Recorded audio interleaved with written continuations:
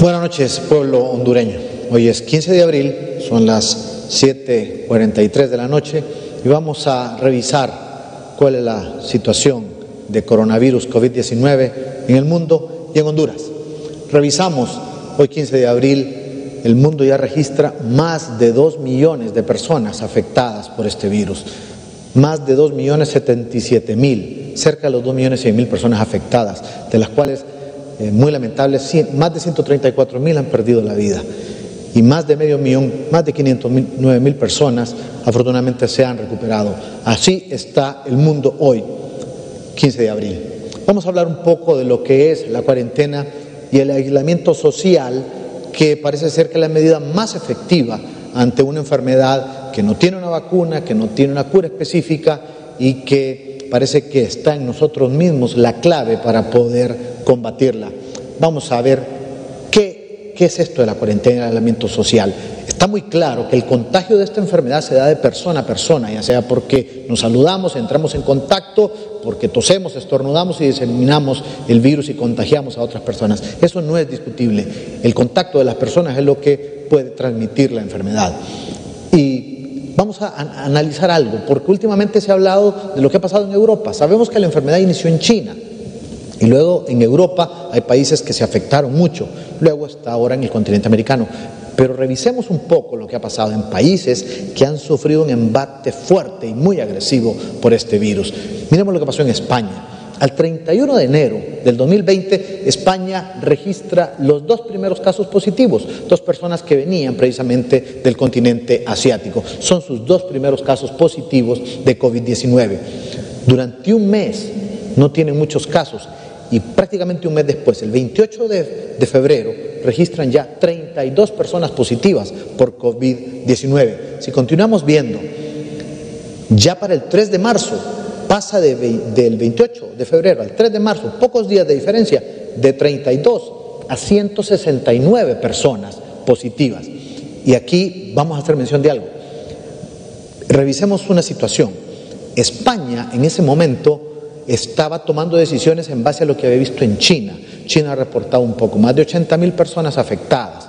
No parecía que era tan grave la situación. Sabíamos que era una enfermedad nueva, pero no parecía una situación tan delicada. De tal manera que España continuaba con una vida normal, con una vida sin hacer restricciones al contacto físico, sino haciendo recomendaciones de mantener alguna distancia social, pero sin una recomendación fuerte. Y el 3 de marzo tenían 169 casos positivos. Ahora bien, eso era un martes 3 de marzo, pero el domingo 1 de marzo era un domingo que, para todos los que les gusta el fútbol, por cierto, en Madrid se estaba llevando a cabo un clásico de fútbol, Real Madrid-Barcelona. Hay mucha gente viendo a esta estrella de fútbol, a Messi, y ya tenían casos positivos. ¿Por qué menciono esto? Porque era una muestra de que la vida continuaba normal en este país. Todo transcurría como un día cualquiera. Del 3 de marzo, y si continuamos viendo la gráfica, al 9 de marzo, solo 6 días después, miren el salto, de 169 a 1.231 positivos. Y la vida continuaba normal. Todo continuaba con recomendaciones, pero ya las autoridades españolas ya un poco extrañadas el 9 de marzo. Y si continuamos viendo, miren ustedes, al 12 de marzo, del 9 al 12 de marzo, pasó de 1.200 a 3.000, a más de 3.000. Estamos hablando, casi se triplicó el número de personas afectadas. Revisemos, fíjense ustedes, 28 de febrero, 32 casos, 3 de marzo, 169, 9 de marzo, 1.231, 12 de marzo, 3.146. Y la vida continuaba todavía normal, la gente salía a las calles, al mall, al teatro, al cine, al estadio. La vida continuaba de la forma normal en España. ¿Qué es lo que pasa? El 14 de marzo ya tienen más de 6.000 casos. Miren cómo fue incrementándose aceleradamente. Ya en este momento, 14 de marzo, las autoridades españolas se reúnen y dicen, ok, aquí está pasando algo, y está pasando algo más serio de lo que parece. Y entonces, ahí viene y toman una decisión, decir, vamos a apostarle al aislamiento social.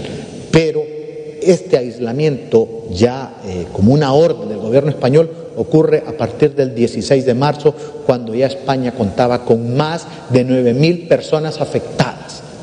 Claro, hay que reconocer algo, el gobierno español no tenía más de dónde tomar datos que del mismo país, China.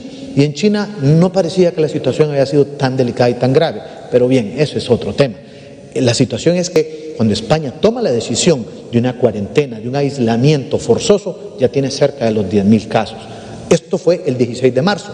Y si revisamos a continuación lo que pasó en Italia, en la misma fecha, 31 de enero, también Italia reporta sus casos positivos. Y si ustedes se fijan, al 10 de marzo también Italia entra en la idea del aislamiento social forzoso con 10.000 personas diagnosticadas positivas. Muy similar la situación de España con la situación italiana.